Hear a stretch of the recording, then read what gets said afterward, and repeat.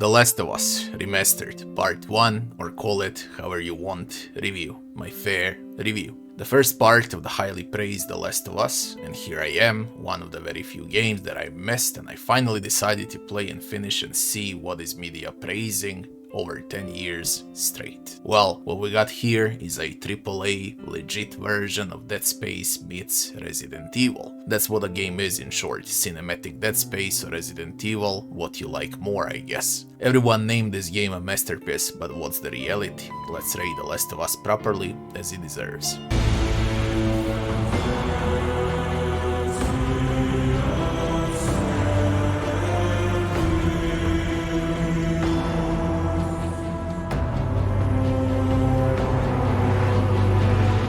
First section is the story, and another one with zombie apocalypse and a deadly virus that turns people into flesh-eating zombies. Of course, as in every other zombie apocalypse, this one also happens in a USA. Every single zombie apocalypse always happens in USA. I wonder what's with USA and zombies, or USA and superheroes, super this, man that, or USA and lockdowns, bunch of rules, call the president, and the rest of the drill, you know how it goes. I could never understand, but hey, let's see what's happening in the case of The Last of Us. What we got is our two main protagonists, a grown-ass man and a little girl trying to survive in a zombie apocalypse. Of course, this is yet another zombie apocalypse where humans are even worse than zombies, where instead of zombies you get to deal with evil of humanity more than with the actual zombies. And in the middle of this USA zombie virus outbreak, you are there to figure out the holy vaccine, imagine that, sounds familiar, and of course to cure the world.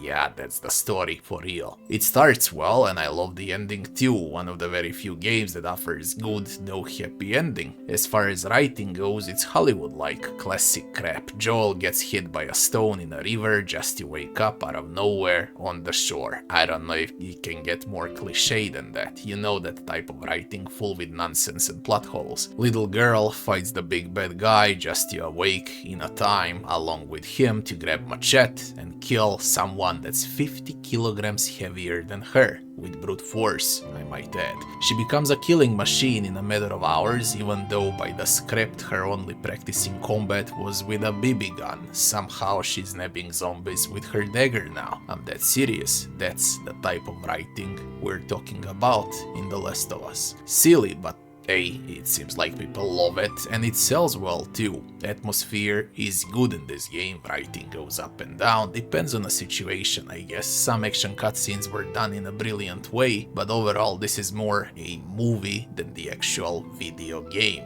with the actual gameplay. The bottom line is, this is light years away from a masterpiece, even as a movie. 6 out of 10 for the story. Next section would be game bugs and optimization. Fast loading screens, clean UI, zero bugs, zero glitches, and generally speaking this is one perfectly optimized game. Depends on what platform you play I guess. PC reworked version has a lot of performance problems, but it looks better, while PlayStation 5 remaster version is very smooth. Since I'm rating a PlayStation 5 version here, it's fair to give it a 10 out of 10. Next section would be game time. Took me 11 hours to finish the game on the hard difficulty. The easier the difficulty, the less this game will last. Problem is, out of those 11 hours, maybe 2 hours was the actual gameplay, combat or sneaking. 9 out of 11 hours were cinematics and tedious looting system that drags game time to oblivion. This is how they bought game time, by the way, with tedious looting system, collecting garbage. This game was free to play for me on PlayStation Plus, but abysmal $80 price for rework edition as well here. So we're talking about two sides of the coin, depends what you like more I guess. 7 out of 10 for the game time. Next section would be game difficulty. Solid AI, more on the verge of stupid than good. Sneaking parts are far easier than the shooting parts, cause aiming with gamepad on tedious shooting mechanics are painful. If you get to play on PC, it's easy headshots with mouse and keyboard, so the game becomes trivial, no matter the difficulty you pick. On a gamepad I found myself itself using melee weapons, stealth and bombs way much more than the actual guns, cause shooting on a gamepad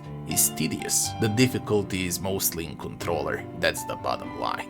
7 out of 10 for the game difficulty. Next section would be maps and graphics. They covered a lot of parts, or should I say states, from USA, including all seasons, from spring to winter. What you'll get along the way are mostly ruined cities and villages during zombie infestation, but hey, human encounters are more common than the actual zombies during zombie apocalypse here. Map variety is quite solid for a short AAA title. As far as graphics go, depends on what version you play, a bit outdated graphics, no matter what version, but still valid in 2024, the game looks nice. 7 out of 10 for maps and graphics. Next section would be gameplay.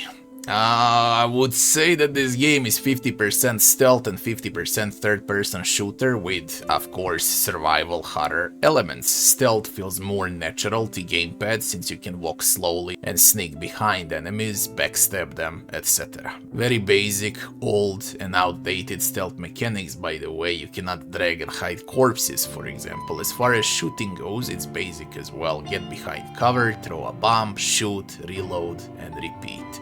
Game is extremely linear. When I say extremely, I mean it. One straight line and you on that line. I can't call this game a survival or a horror or a shooter or stealth. It's a movie with a bit of gameplay on the side. Is it fun? Not as much as it could be, cause again, there is nothing to do but follow the straight line to see the next convo or a cinematic. 6 out of 10 for the gameplay. Next section would be leveling and itemization. Bunch of weapons to find along the way that you'll be able to upgrade on the workbench. Classic stuff: raise clip capacity, raise damage, raise arm pen, reduce recoil. During gameplay you'll find survival points that you'll spend to raise maximum HP, raise durability of a dagger, as well as some perma upgrades that will enhance the blast radius of bombs and molotovs. Last part would be crafting, where you collect garbage along the way to craft medkits, bombs, knives, enhanced melee weapons so you can one-shot enemies, and so on. That's about it. There is nothing else to do here. Very simplistic and very basic, user-friendly to be more precise. 5 out of 10 for leveling and itemization. Next section would be NPCs and enemies.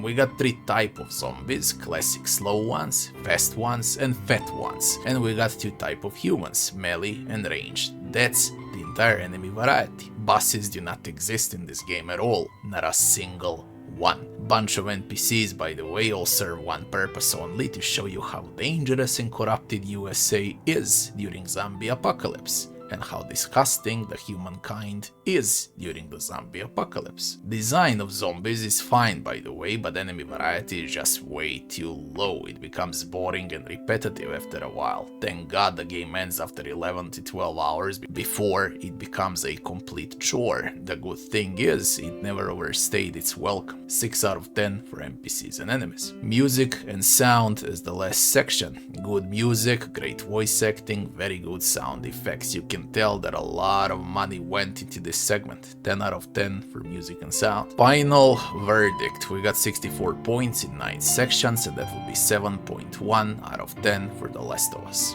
It's a solid USA Hollywood zombie apocalypse movie that somehow got praised by all media worldwide as a masterpiece and one of the best games ever created. It is one of the best. It's in top 10,000 games of all time, if you can consider that one of the best. Now somewhere on 7,000 spot or something. As far as masterpiece goes, it's light years away from that title. It is for sure way above mediocre. I would say solid movie that ended up selling as a video game. Some would also say how this is the best PlayStation 3 game, but reality is it's far worse than Red Dead Redemption, God of War 3, God of War Ascension, Dark Souls or Demon Souls. As far as 2024 goes, this game is worth playing only if you find it on some mega discount, considering it's more a movie. How much you pay for a cinema ticket, that's how much you should pay for this game, if you wanna try it out. If you enjoyed the video, don't forget to like, share and subscribe, and I'll be seeing you on the next one. Thanks for watching.